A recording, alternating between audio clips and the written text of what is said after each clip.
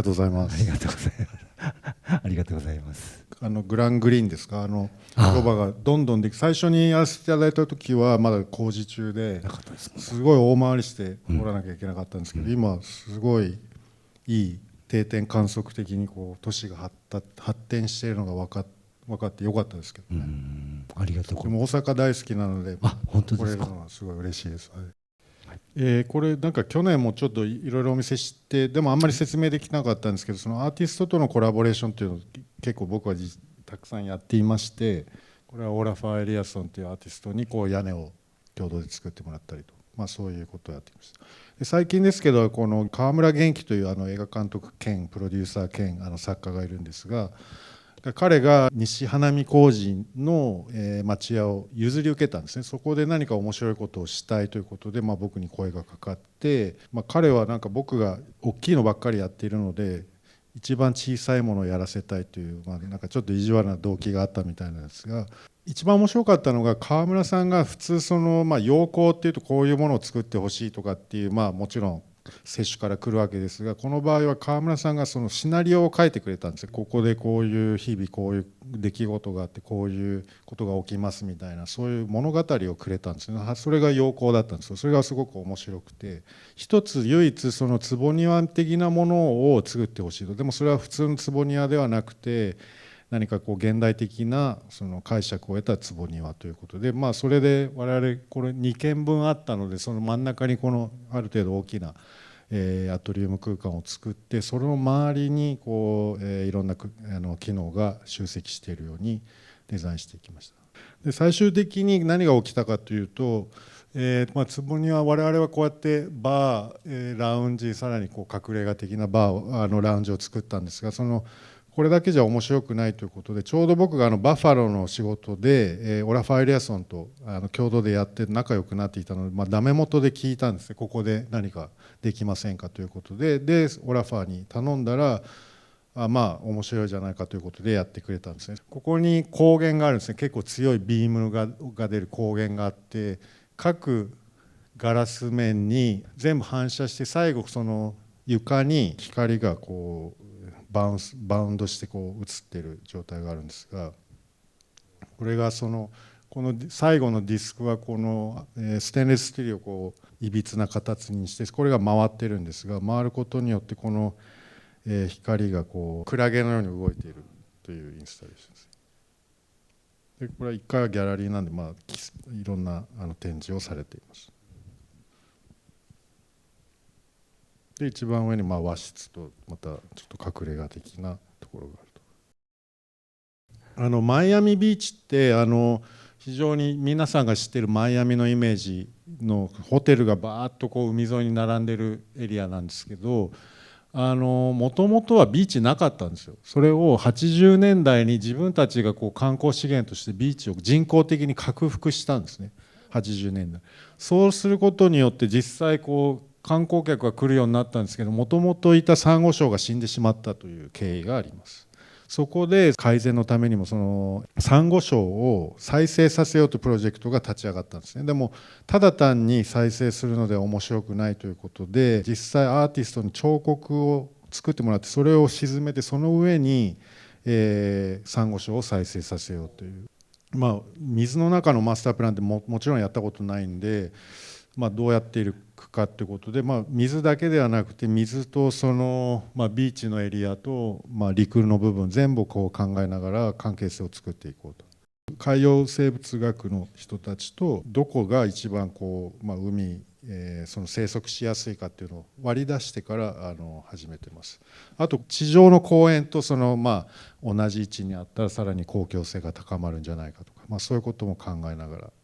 でこれはトラフィックジャムっていうその海底で車が渋滞しているという非常にシニカルなインスタレーションなんですが、でこのディスクみたいなのを開発したんですね。その海洋学者の人たちとこのディスクをその苗木を別のところで栽培して、それをこうちゃんとこうネジでスクリューでこうつけられるようになってるんですね。で実際こうつけてる状態ですけど、で実際我々もデザインして、昔から僕その深海魚とかこういう海の生き物ってすごい変なので好きなんですね。なのでそういう感じにしたいなということと、彫刻だとその空間にはならないじゃないですか。なので空間を作りたいなと思って、重力を感じない海の中でその階段というものがどういうふうに再定義されるかっていうのをちょっと興味があって、その螺旋階段がこう海洋生物のようにこうつながっているようなこう空間を作った。で実際これは NFT でこうそのためにそのファンドレイズするために作った動画なんですよ。このようにその棚田状になっているので、そこにこうサンゴができて、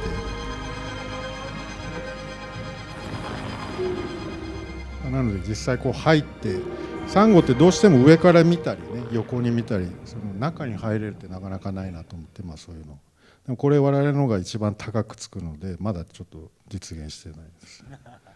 建築家の職能を広げたいっていう問題意識ってやっぱ今の日本の建築家も結構持ってて、なんかその辺では共感するものすごくありました。その辺で例えば OMA ニューヨークで何かこういう議論がされているであるとか、そういうことがあればちょっとお聞きしてみたいです。大まかに言うと我々が信じているのは、皆さんが思っているどんな建築のタイポロジー、類型っていうのも常に進化しているんだっていうことを信じようとはしてますね。なのでみんなが思っているシアターっていう、こういうものだと勝手に思い込んでますけど、時代によってこう変わっていってるんだと。その変わっていっている様子であるとか、それを切り取ってなるべく反映していくっていうのが時代性を持つことにつながりますし、そうすることによってやっぱり建築の職能も広がっていくと思うんですね。その限定されない、コールハス的に言うとちょっとジャーナリスティックなところがあると。そこに回答はジャーナリズムなので、その答えはないんですよ。一人で何かできるような時代ではないので、その一人のマニフェストであるとか、一人の言語化とか、一人の信じているものっていうのは僕はそこまで重要じゃなくて、そこでいかにこうフレキシブルに社会に対応していけるかっていうことの方が重要だと思ってます。大学1年生です。1年生、すごいね。誰かが使うものと、その先のサンゴ礁のような見せる、なんか展示のようなものを作る、その考え方の境界みたいなあったりしますか？2つともというと、建築を作るのもそういう展示もある意味こうコミュニケーションデザインの一部だと思っているんですね。何か展示っていうのはもちろん直にその展示のテーマであるとか展示物をちゃんとこう鑑賞者に伝えるっていう役割がありますよね。そうでも建築もやはり利他的というか、見る人使う人のための、デザインっていうのを心がけてやってるつもりですけど。建築家ってどんな職業ですかね？僕は建築が唯一救いなのはやっぱりフィジカルなものと対峙しているので、AI ができないこともたくさん知っているわけですよね。だからそこをうまく乗り越えて、次その AI と共存できるようなこう職能っていうんですかね、そういうのになっていったらいいなと思いますね。でもなんか重松さんの話聞いてると、そういう危機感って言われてますけど、楽しんでる気がしてて。でも今多分相当楽しい時代じゃないですか、クリエイティブな仕事をするには。これだけいろんなものがこう再検討されたり、いろいろこう再定義されている時代ってないですし、いろんな業界が他の業界とこうコラボレーションしてね、何か乗り越えようとしてたりするので、僕はルネサンス期ぐらい面白いんじゃないかって学生とかには言ってるんですけど、だから、建築家というよりはもうこういうクリエイティブな仕事、